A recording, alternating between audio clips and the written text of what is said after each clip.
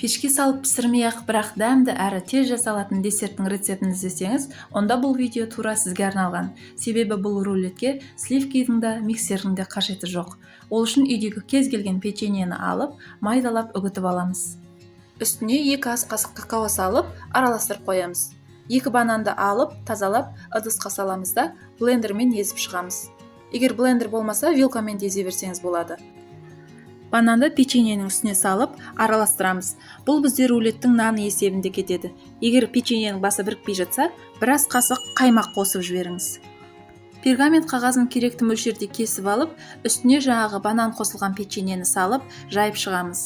Бұл жерде печеньеміз кішкене қаттылау болуы мүмкін, бірақ онда тұрған ештеңе жоқ, есесіне рулет формасын жақсы ұстайтын болады. Ал біркелкі жайылу үшін соңында оқтаумен бір тегістеп алсаңыз болады.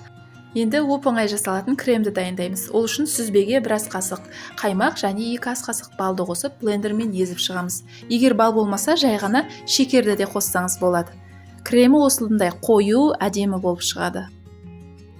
Кремді печеньенің үстіне біркелкі етіп жайып аламыз да, 5 мандаринді алып, видеодағыдай етіп жиегіне тізіп қойып шығамыз.